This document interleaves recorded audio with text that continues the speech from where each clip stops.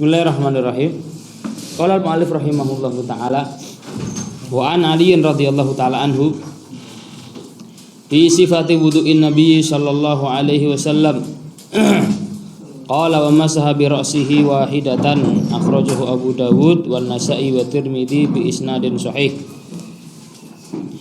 Dari Ali radhiyallahu taala anhu tentang sifat wudu Nabi sallallahu alaihi wasallam. Jadi sahabat Ali juga menceritakan tentang bagaimana wudunya Nabi sallallahu alaihi wasallam. Kalau secara ilmu hadis bahwasanya rincian wudu Nabi itu hadis sebelumnya itu ya di atas di hadisnya siapa?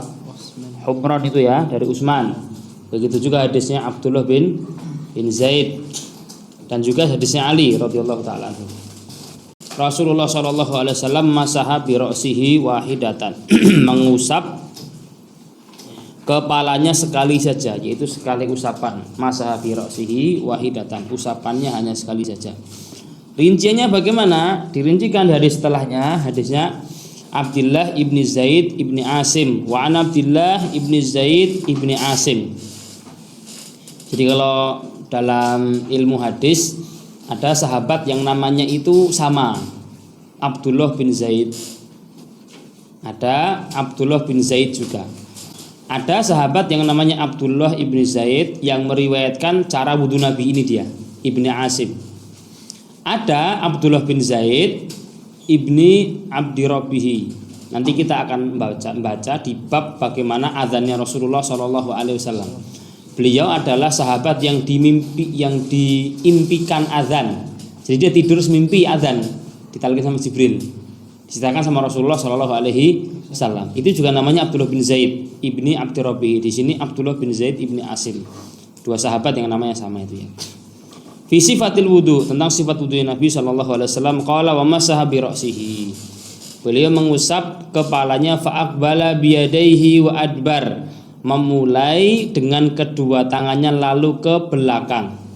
Dirincikan di setelahnya wa fi lafdzin lahuma, di riwayat keduanya yaitu Bukhari Muslim. Bada bi muqaddami ra'sihi, memulai dari kepala depannya gini berarti ya. Bada bi muqaddami ra'sihi.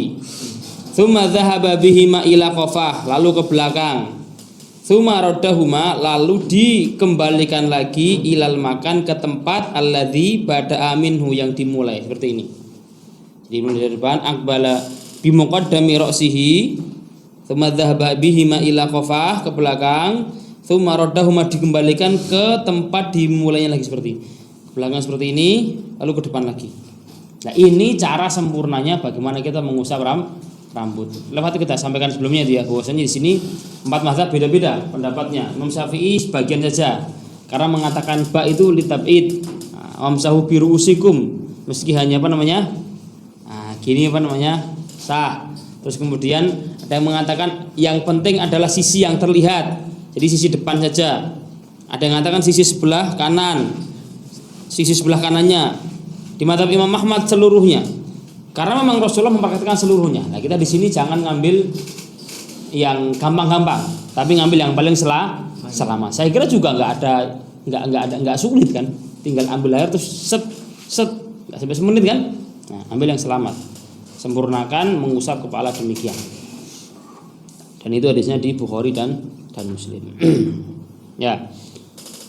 Wa Abdullah bin Amr radhiyallahu taala anhuma. Oh ya, di dalam rambut ini itu dimasah ya, masaha. Al hadisnya masaha bi muqaddami ra'sihi. Di sini masaha bi ra'sihi. Masah itu beda dengan apa?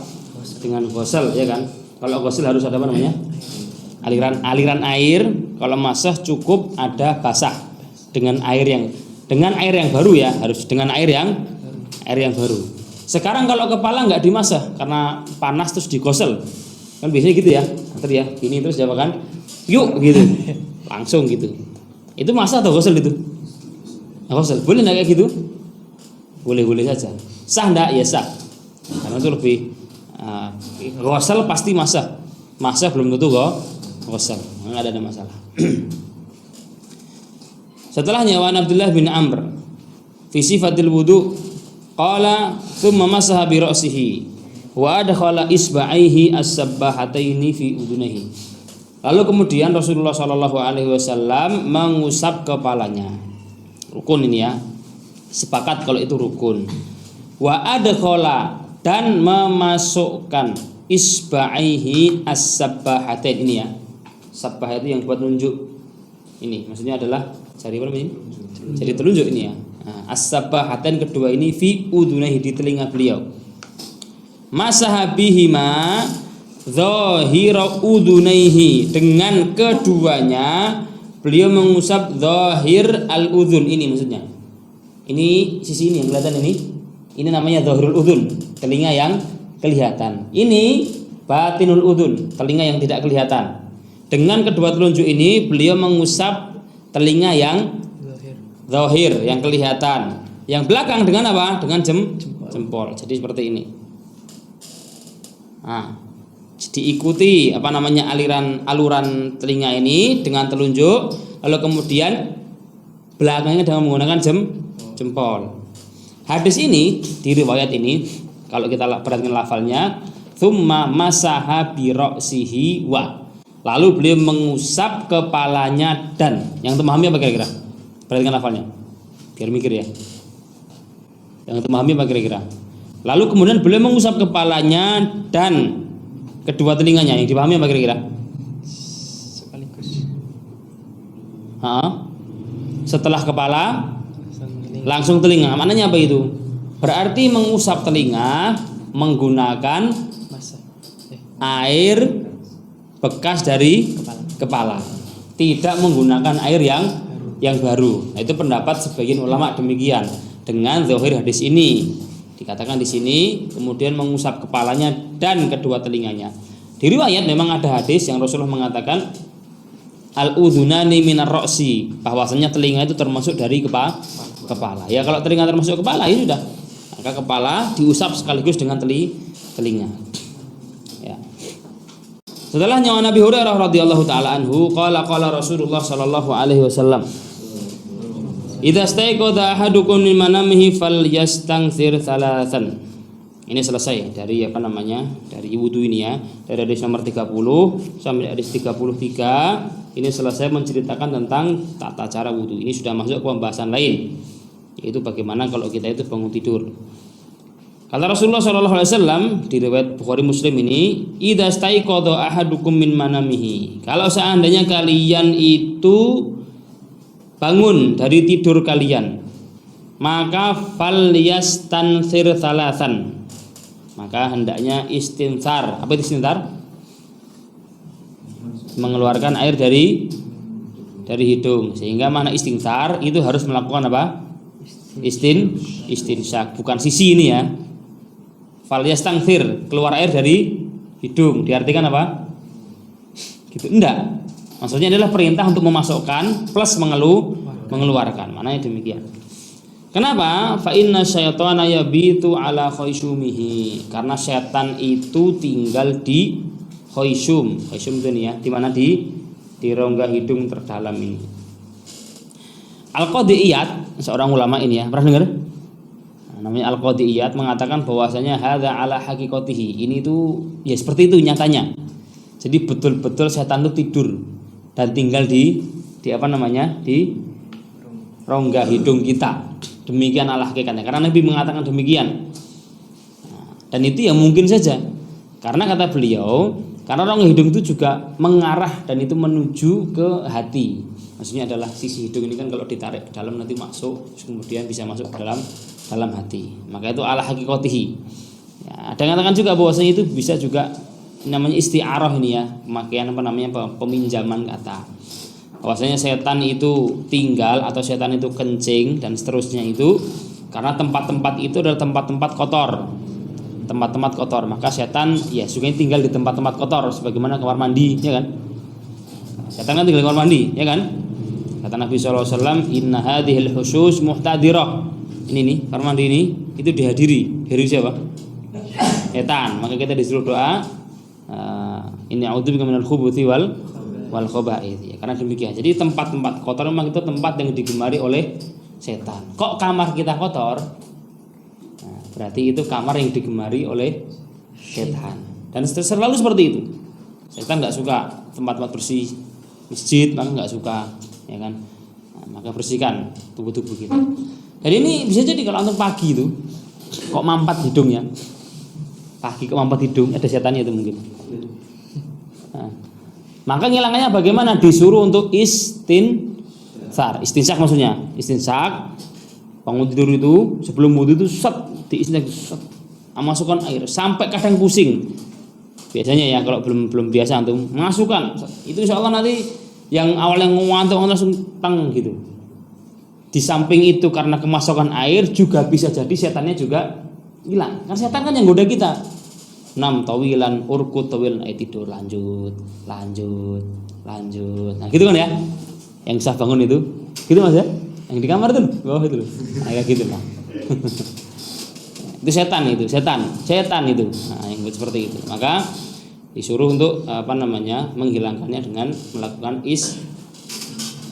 istintar atau istinsak pasti istintar.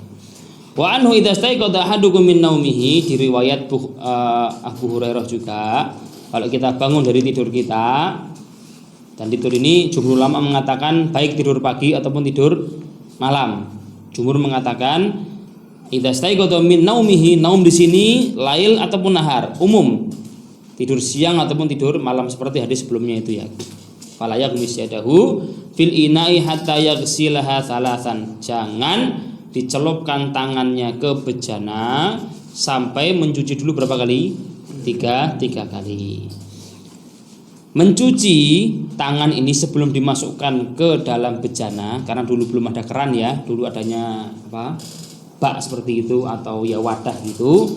Itu jumhur mengatakan hukumnya sunnah. Jadi aslinya itu adalah sunnah. Dan sunnahnya itu berlaku sampai sekarang meskipun kita wudu menggunakan keran. Ya, tambah lagi keran lebih mudah lagi, tinggal dinyalakan keran, cuci dulu 3 kali. 1, 2, 3. Sudah. Kalau antum memiliki ember, di kamar mandi sana ember. Ambil gayung dulu. Ambil gayung, ada gayungnya kan? Ada. Atau enggak ada? Ada kan ya? Ambil gayung dulu, dari gayung itu tuangkan ke tangan kiri. Cuci dulu 1. Ya, sudah tercuci sekali, gayung taruh, ambil 2, 3. Pertama dituangkan, yang kedua baru diambil. Gitu. Ini hukumnya sunnah seperti ini untuk menyempurnakan thaharah kita di pagi hari itu. Jadi dasarnya hukumnya sunnah. Kecuali kalau tangan dipastikan ada sesuatu yang najis, maka hukumnya jadi wajib ya menghilangkan najasah dari tangan itu. Fa innahu la yadri aina batat yaduhu, karena kita enggak tahu tangan kita tadi itu kemana ketika kita tidur. Fa innahu la yadri, karena dia enggak tahu aina batat yaduhu, tangannya kemana. Ini sebenarnya kalau pengen diambil konteks di awal dulu, yang mana kasur itu enggak seperti kasur kita lah ya. Maksudnya tempat tidur enggak seperti tempat tidur kita. Mereka dulu, para sahabat dulu tidur ya tanah seperti itu. Yang kadang campur dengan apa, yang pasti ya tidur kan goyang-goyang ya, apalagi yang modelnya kayak kambing guling gitu kan ya. Sini bisa pindah ke sana, seperti itu.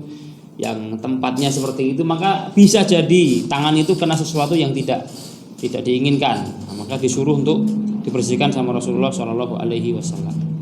Muttafaqun alaihi wa hadza lafdzu Muslim. Ini kalau diarahkan sebenarnya ini Imam Ibnu Hajar ingin mengarahkan kita ke masalah istinsak sama istintar ya. Istinsak matmantoh, istinsak sama istintar sudah kita bahas di hari sebelumnya itu ya. Bahwasanya jumhur mengatakan hukumnya apa sunnah. Ketika wudu itu loh. Kumur hukumnya apa? Masukkan air ke mulut hukumnya apa? Sunnah menurut jumhur. Juga memasukkan air ke hidung hukumnya sunnah. Cuman Imam Ahmad mengatakan bahwasanya hukumnya itu wajib, dan juga Daud Adz-Dzahiri. Ya. Kalau selamatnya jangan tinggalkan. Ketika wudu jangan meninggalkan masukkan air yaitu matmathah ke mulut ataupun istinsak dan istintar. Kenapa? Karena Rasulullah tidak pernah meninggalkannya. Terlepas itu sunnah atau tidak sunnah, jangan ditinggalkan apa yang selalu dilakukan oleh Rasulullah Shallallahu alaihi wasallam. Selamatnya demikian. Baik. Hadis setelahnya wan Laqid ibni Sabirah atau Saburah radhiyallahu taala anhu. Qala Rasulullah sallallahu alaihi wasallam asbighil wudu, sempurnakanlah wudu. Asbik, isbak ini sempurnakan di setiap basuhan. Disuruh menyempurnakan di setiap basuhan. Maknanya bagaimana? Jangan sampai ada anggota tubuh yang tidak terbasuh. Isbak, isbagul wudu itu menyempurnakan basuhannya di setiap kali anggota yang wajib dibasuh. Terus wa khallil baina al-asabi. Ini yang baru ya. Dan khallil itu sela-sela gini tahlil ya, gini.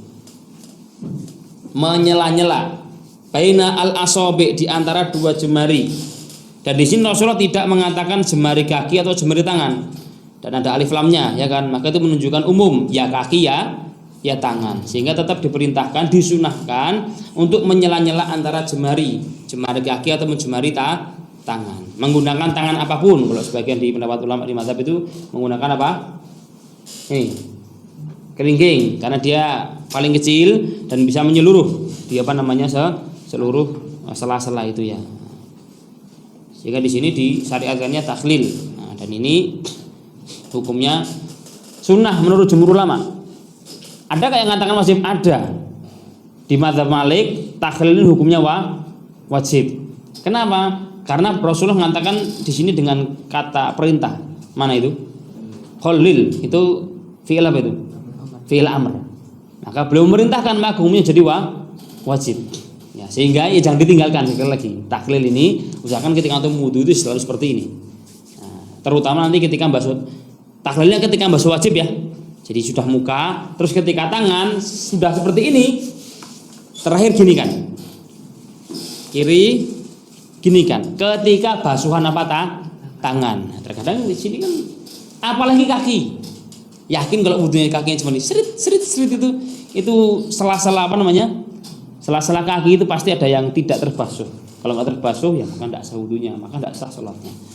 Kalau usahakan kaki itu tetap diusap dan di sela-sela menggunakan jari-jari seperti itu. Ya, ngambil selamat ulama yang mengatakan hukumnya wajib.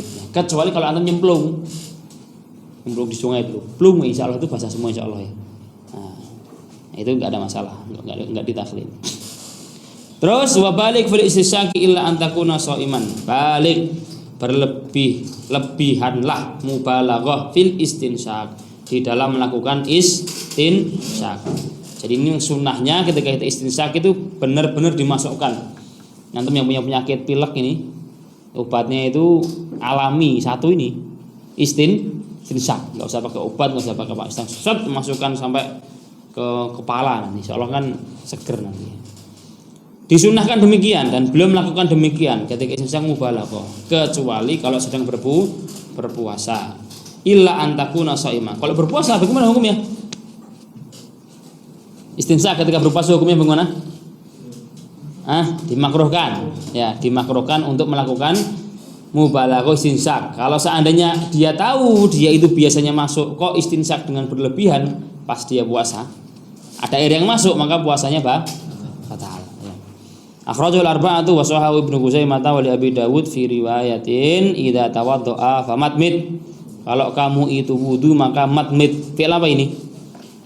Matmid fi'il apa? Fi'il amr. Itu dalil di mazhab Imam Ahmad yang mengatakan bahwasanya matmadah hukumnya sekali lagi ya matmadah itu artinya apa matmadah? Diartikan apa situ?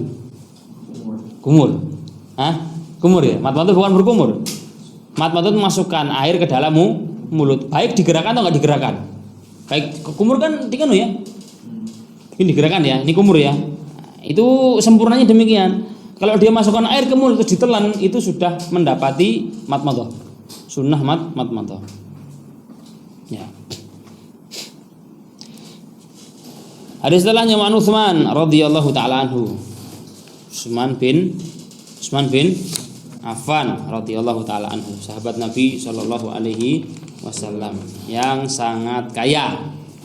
Utsman ini betul-betul mencapai martabat yang tidak dicapai oleh sahabat lainnya kecuali Abu Bakar sama Umar ya.